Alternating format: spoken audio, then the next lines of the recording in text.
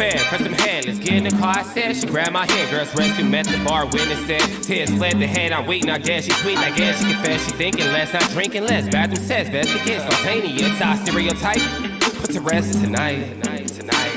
Imagine, believe, and achieve, it works. Skyline as I rise like fireworks. Smell through the bag, don't touch my... Hey, hello everybody, and welcome to this edition of After the Storm. Of course, I'm your host, Matt Clark, and giving you your Oklahoma City Thunder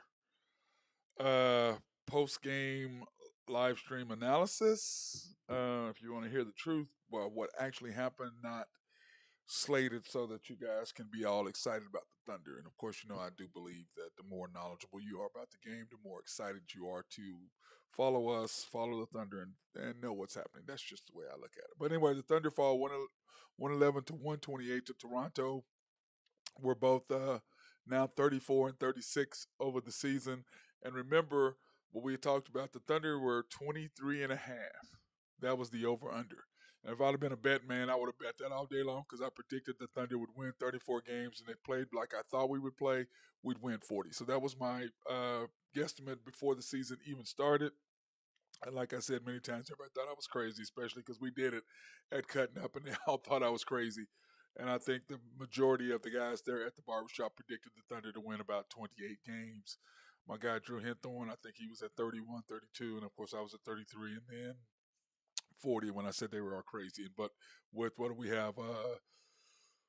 have? 12 games left, and we've got to win 6 in order to get. So we got to win half of those games to get there.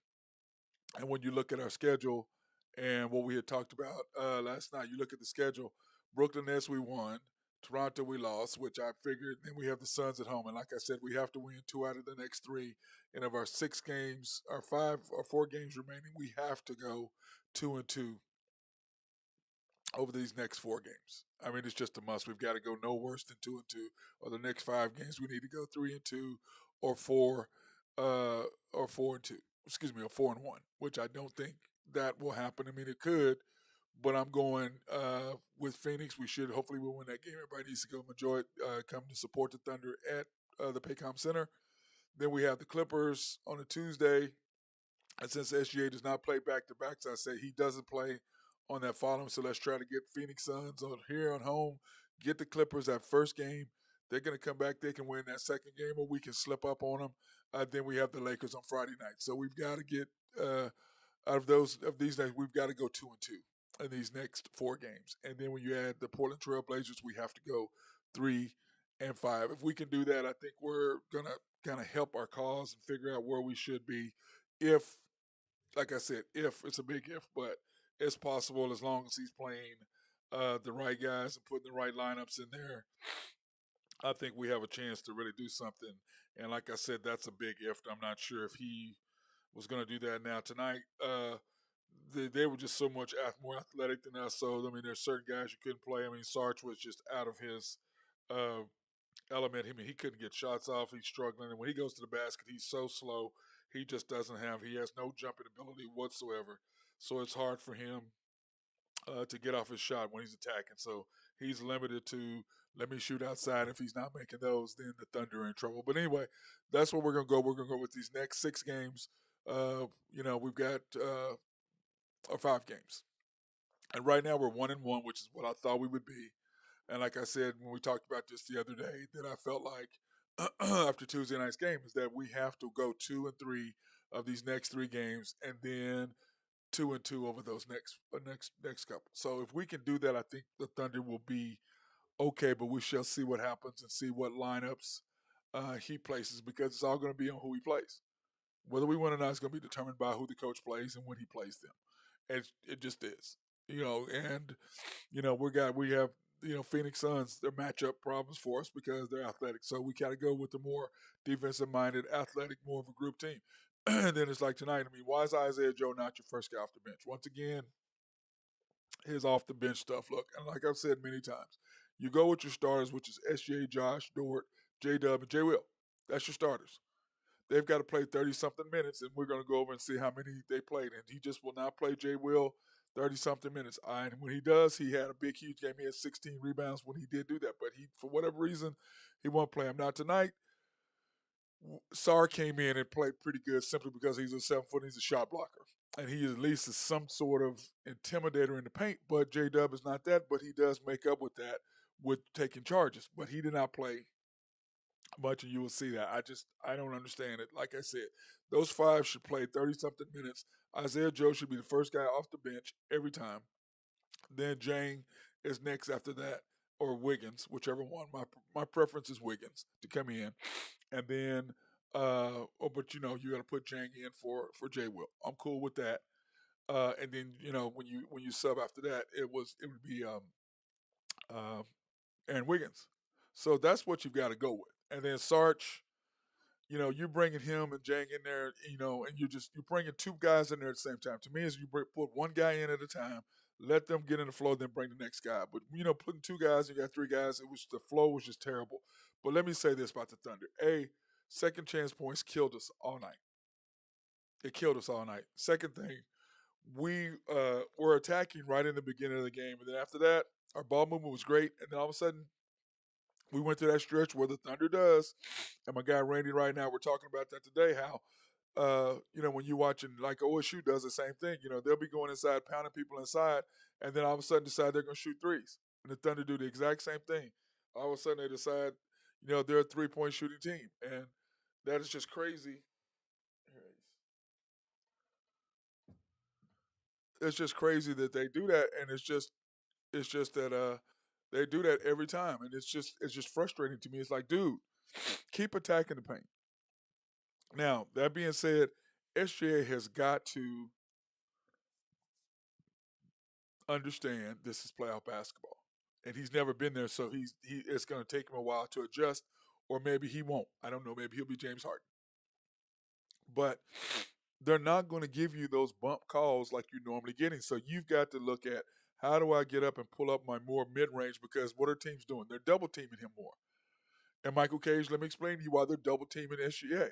They're double teaming SGA to get the ball out of his hands, plus to make him work harder. If you notice tonight, they were double teaming him three-quarter court to get him tired, to get the ball out of his hands, to make somebody else beat us.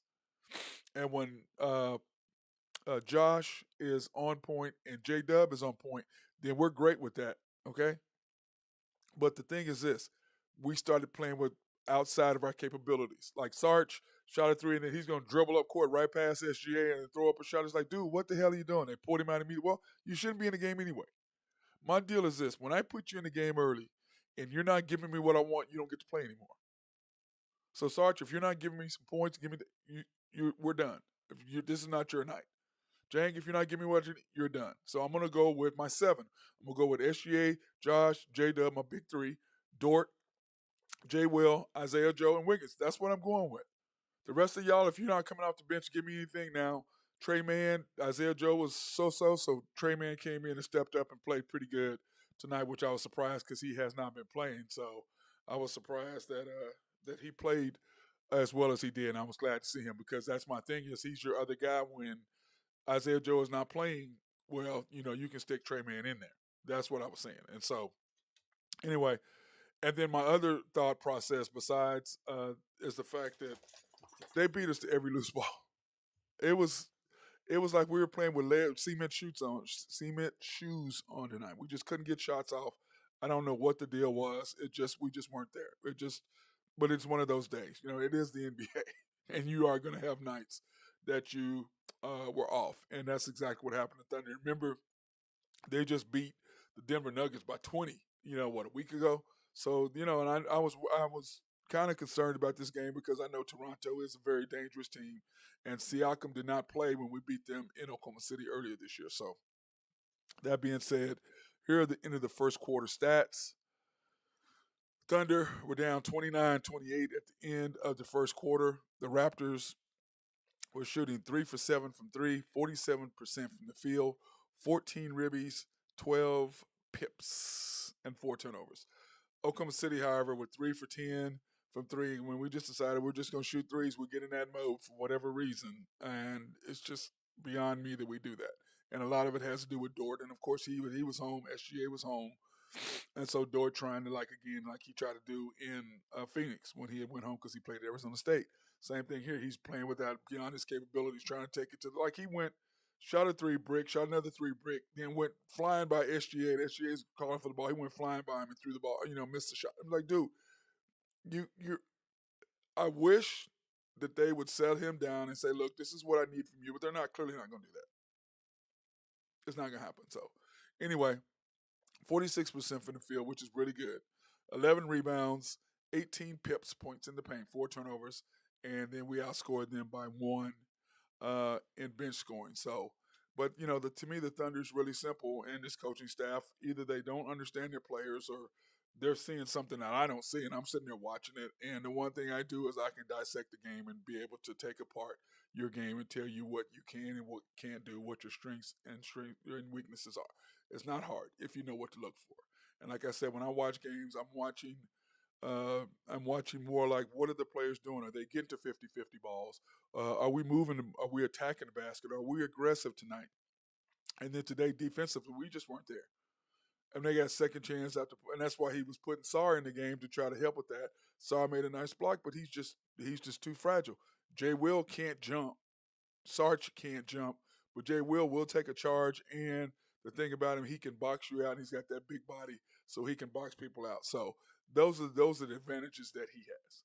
So we start the second quarter with Josh, J-Dub, Sarge, Trey Mann, and Jang, and which is not a bad 5. And I'm like, okay, that's not a bad 5, but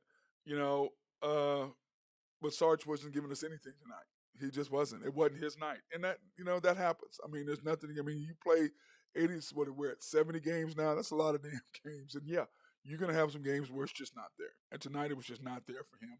And when it's not there, he can't play him. I mean, it's not trying to be hard. Can't play him. If you're not giving me what I need from you, you can't play you. You can't defend. You're too slow at feet. You can't slide over. You can't take, and you can't finish at the rim. You're missing your threes.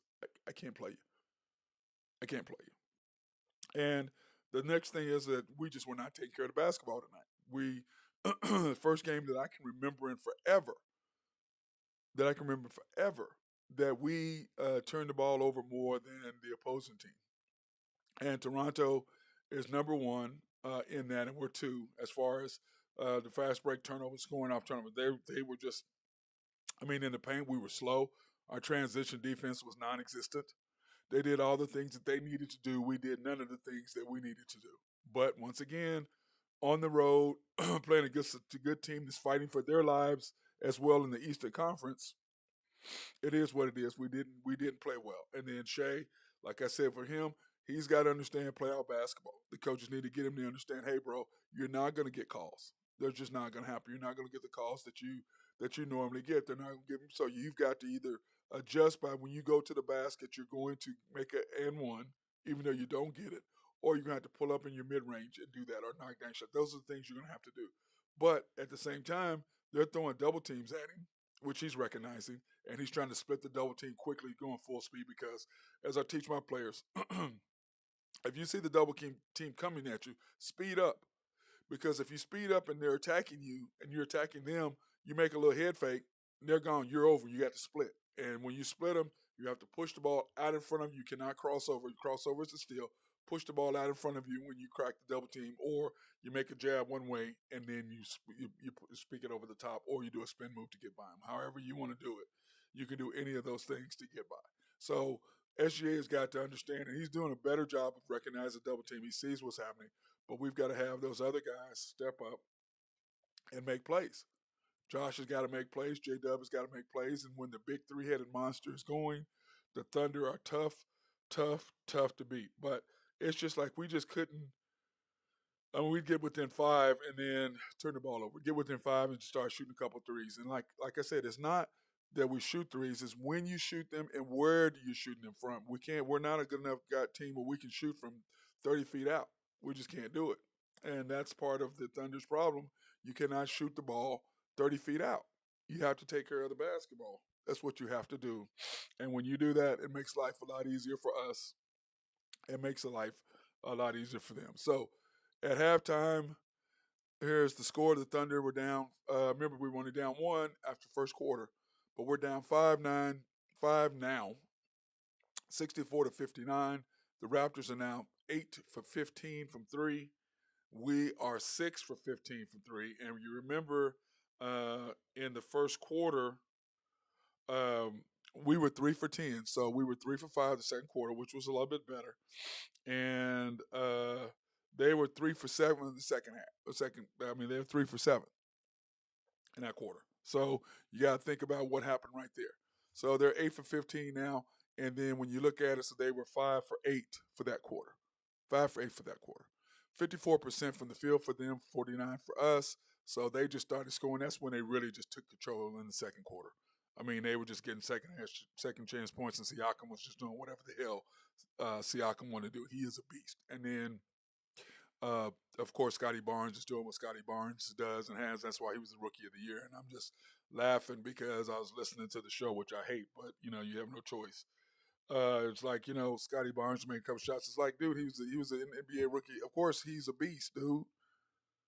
He's a monster. First team All NBA as a freshman. Josh was just outside of that. He's just a monster. He's a matchup problem. J-Dub is there. He's close, but he's not Scotty Barnes. No way. But he is really good, and I'll take him. But if I had my choice between him and Scotty Barnes, I want Scotty Barnes. I mean, of course I do. But, J-Dub did do his best as he could do. But when you're a player and you can go, you can go. It doesn't matter who the defensive guy is on you. 28 rebounds to 18 for us. Like I said, I rebounded just about 10. Then we had 10 more points in the paint. Like that has a lot to do with SGA, him scoring inside. 8 turnovers to our 7, which was good. And they had 18 bench points to our 14. So the frustration level was high for me in that second quarter, and that's when they really took control. And you could just see it, just watching it. They were getting more and more confident. And then I wish somebody, you see the pick coming. You see the guy go out to the corner, and the guy comes up. How do you not know they're going to make that skip pass across to the corner for the knockdown 3? It happened, against us the other night, against the Nets, 4 or 5 times. And it's like, as a defensive player, you've got to know that's happening, whether you're the guy that's guarding the guy in the corner or you're the guy at the elbow on the defense right there at the elbow, and you see that guy, that pick coming, you've got to have your head on a swivel, and be able to slide in the corner and intercept that pass. So, that being said, here I want to take this time to thank our sponsors, Collaborative Logic. Appreciate Russell and the guys keeping me up and running and doing all the little things that they need to do because of my idiot self and the way I do things. We're always doing something stupid. And, of course, they can just remote in and take care of it. They can help you with any custom software design to make your office run smoother, or they can do website design for you or buy computers and help you expand your network. And the beautiful thing about it, I'm like more than anything, is they can remote in and don't have to come into your office. So I love that.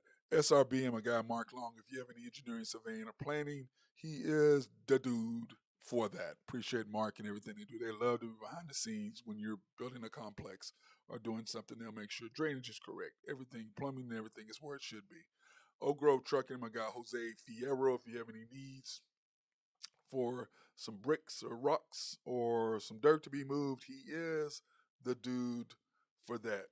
And Greg and Max Nafee, thank them for sponsoring everything I do as always. Appreciate them. And then last but not least, YNB, family owned and operated since 1912. They are the bank that makes things happen. They're an equal housing lender and a member of the FDIC. You can pre-qualify online at www.ynbok.com. That's www.ynbok.com. Or you can go in and visit them because they are a personal bank. They love to talk to you guys individually, and you can go in and see Carson Wright, Joe Horn, or Nathan Taylor at the main bank at 401M there in Yukon, downtown Yukon, or you can go to the YNB East location off of 66 and the Yukon Parkway. YNB Mustang, Mustang's growing like weed, and they are the people to go see for any loans that you might need at 218 North Mustang Road. And then YNB Parkway, which of course is off I-40 and Garth Brooks Boulevard. And Drew and I were talking about that yesterday. I think it's right in front of Integris. I think that's the hospital that's right there on I-40 and Garth Brooks Boulevard, and it's directly in front. And then the bank I always go to is YNB People, and I'm going to see my guy Eddie. So you're going to see Eddie there at YNB People's on 23rd Street between MacArthur and Rockwell there in Bethany. That's the bank that I go to because it's just quicker and easier. So the Thunder, to start the third quarter, we started with our starters again. And I'm like, oh, you're doing your starters. Let's get back on the grove again instead of you trying to coach too much. Just, just do what you do. Keep everybody in line and substitute. That's what I'm saying. Keep your substitution patterns correct. I mean, keep them in line so people kind of know, okay, I know I'm coming in at this time. This is what I'm doing, so they can know what to do. But when your substitution patterns are all over the place, your lineups are all over the place, when you play guys, when you don't, it just really screws up the chemistry of the team.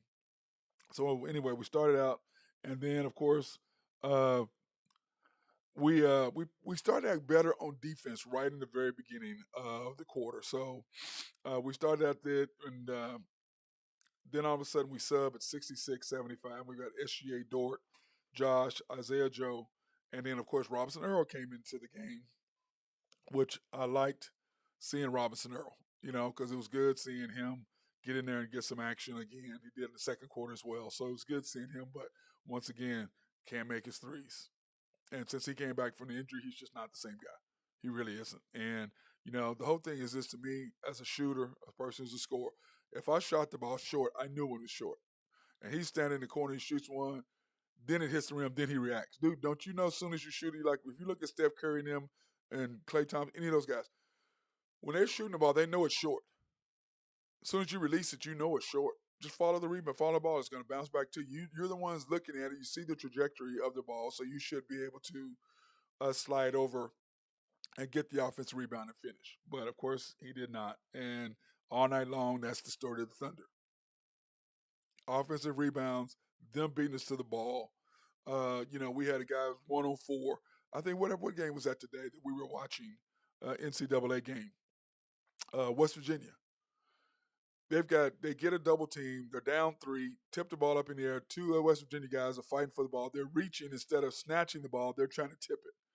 And then only one guy was there for Maryland. He gets the rebound and scores. Loose ball is 50-50. Be able to move. And it just wasn't West Virginia's night. And with about 7 minutes to go, that was about 6 minutes ago, and a play happened. They didn't get to the ball, and I told Randy, I was with my guy Randy Wright today of YNB. I told him, that ball game right there. It was like 8 minutes ago or whatever. It was like, ball game right there. And West Virginia never recovered.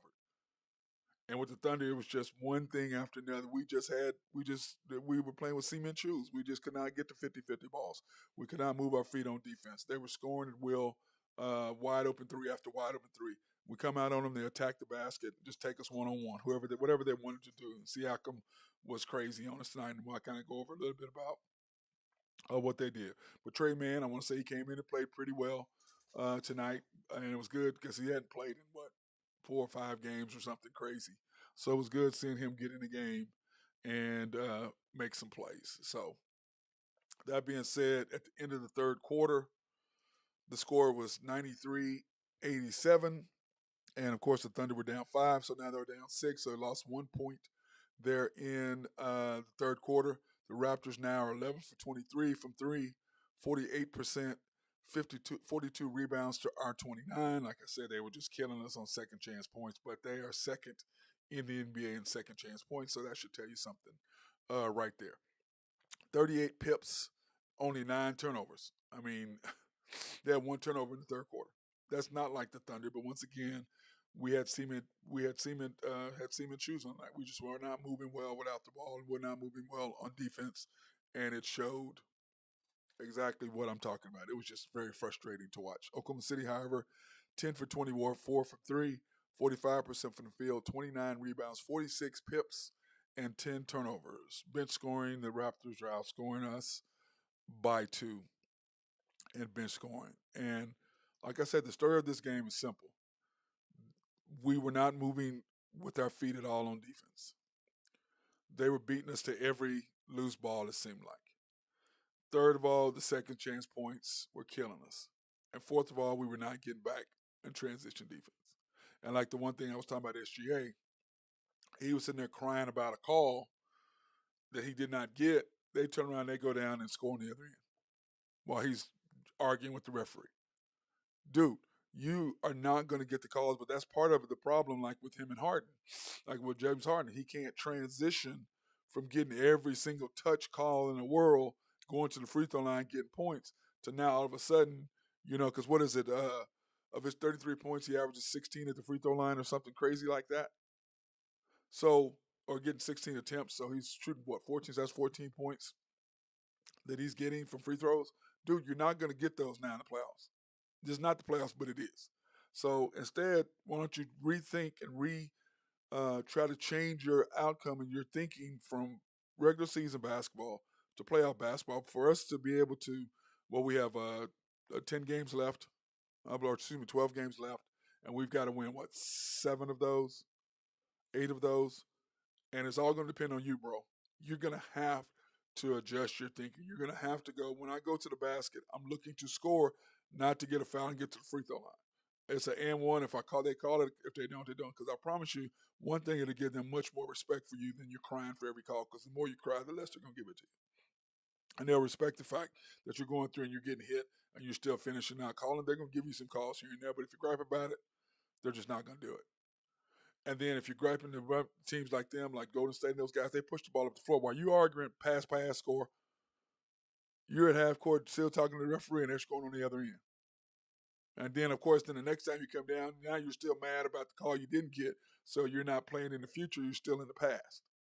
And looking backwards and being in the past, I don't care what situation it is in your life. If you're too busy looking backwards, all you're going to do is run into a wall. You got to keep your head forward and just realize what happened behind me. I learned from it. I move on. I have to stay focused and look straight ahead.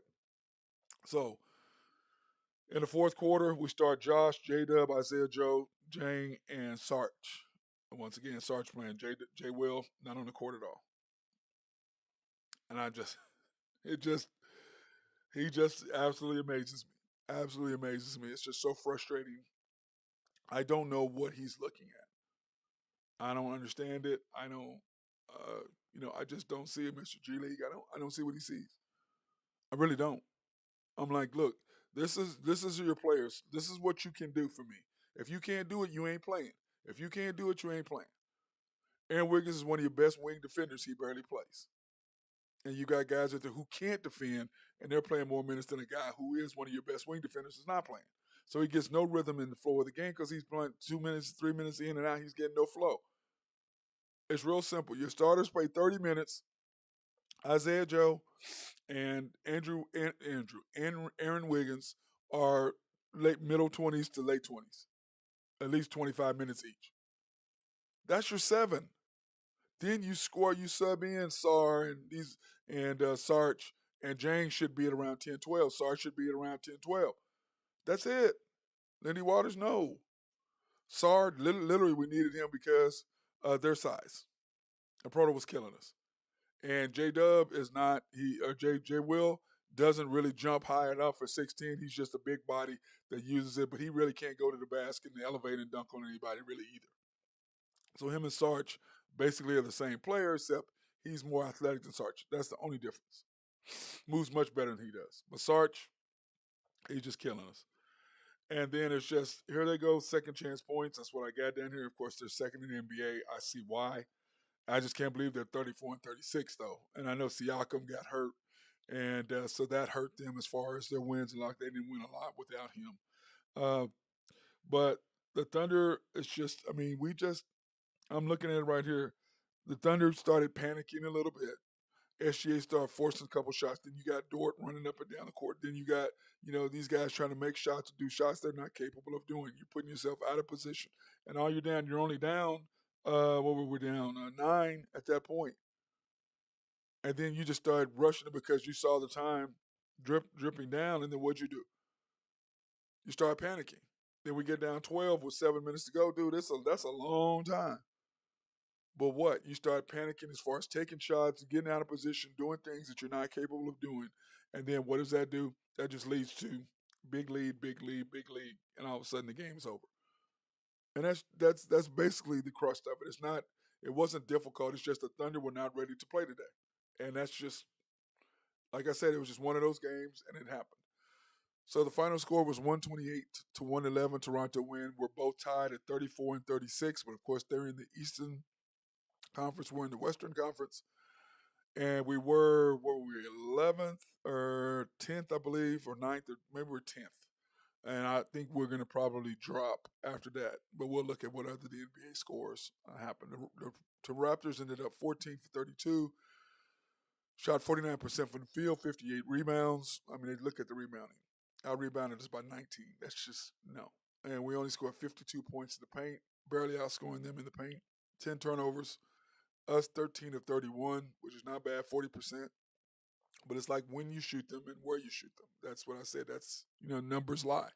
Because the numbers are skewed when you're knocking them down when the game is out doesn't count.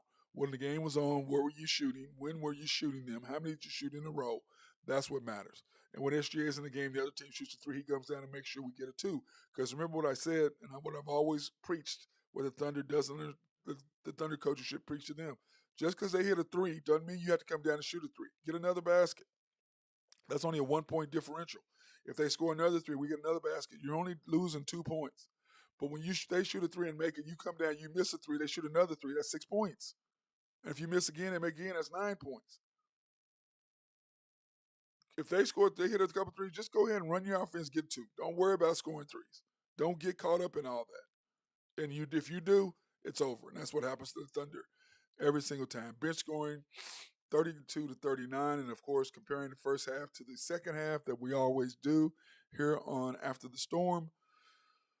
The Raptors were 8 for 15 in the first half and 4 for 32, so that made them 6 for 27 the second half. God dang, that's not very good. That is not very good. You would think that they would have shot better.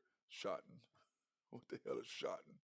You would think that they would have shot better for that, but still at the same time, 14 for 32, that's what they did, and that's what they were at, 14 for 32. And so, man, that's only 6. I mean, you think we would have done better than that. You would have thought 6 for 27. They shot 49%, which was down, so we played better defense. It seems like it, well, in the stat-wise, but I don't think that really happened. They were out-rebounding us by 10 the first half, and they ended up being out-rebounding us by 19. It just second chance points just absolutely killed us. We just don't have any height whatsoever inside. Points in the paint, we had outscored them by 10, ended up winning by 2. Excuse me. Turnovers, they only had 2 turnovers in the second half, and we had 6. That's just pathetic.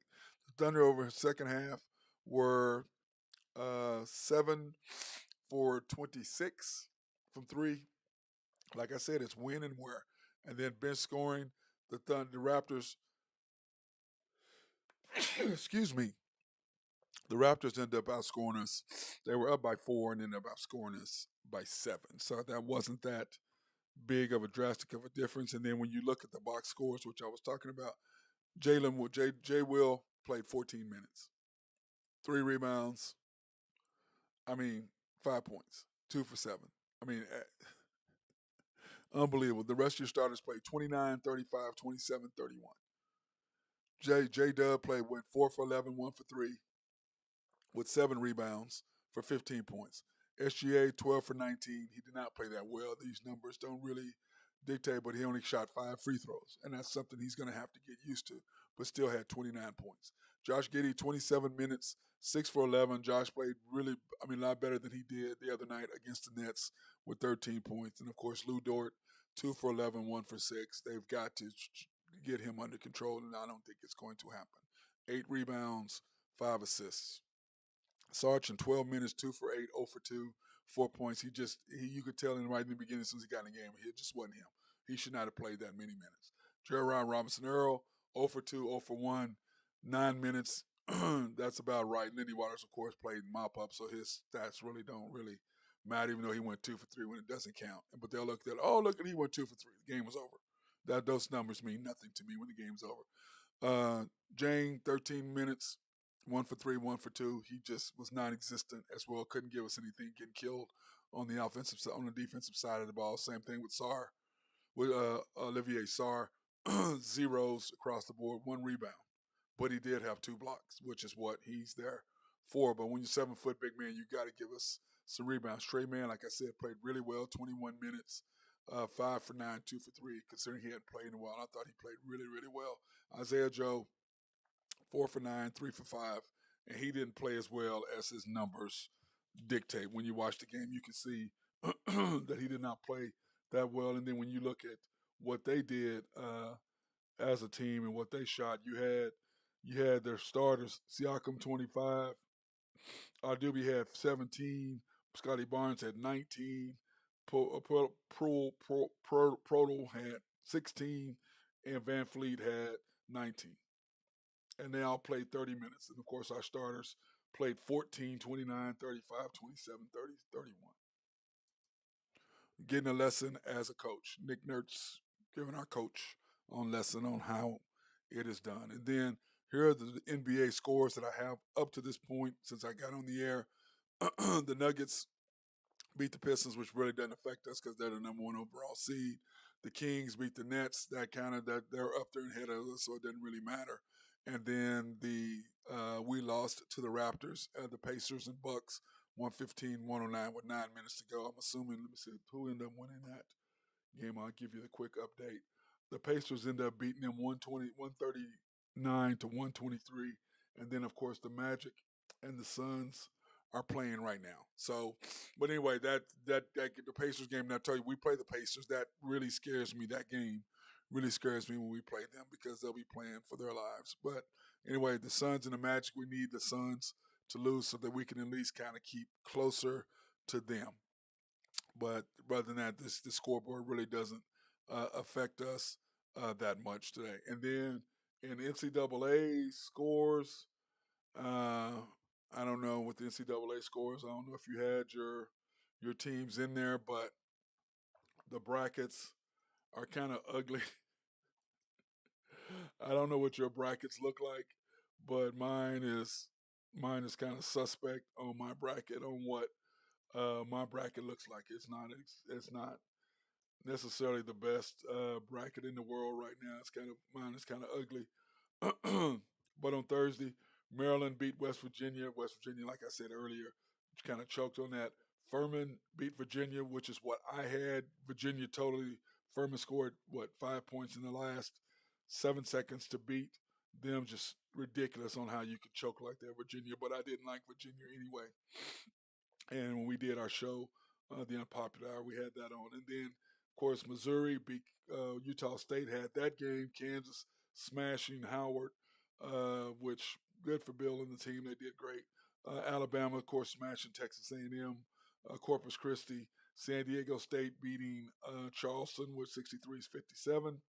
Princeton upsetting number 2, Arizona. Know how you feel, Arizona. They did the same thing to us. 15 seed over 2 seed. They're hard. You just don't play against teams like them, and they just use the Scott shot clock. Backdoor. Arkansas beat Illinois, which we predicted that. Auburn over Iowa, predicted that. Duke over Oral Roberts, got that one. Texas over Colgate, got that one. Northwestern over Boise State, got that one. So my bracket is not too bad, but it's a little bit better than my guy Drew Hinton of HuskerDrewPicks.com because he had Arizona going all the way and winning it. I don't know what the hell he was thinking, but I did not have them. I have Alabama winning it all. So that being said, I hope everybody has a fantastic day. I'm going to go back to watching the rest of March Madness. So hopefully you guys go back. And those of you who watched after the storm today, I appreciate you following us, keeping up to date, and watching what we do. I appreciate the viewership, and I appreciate the support. That being said,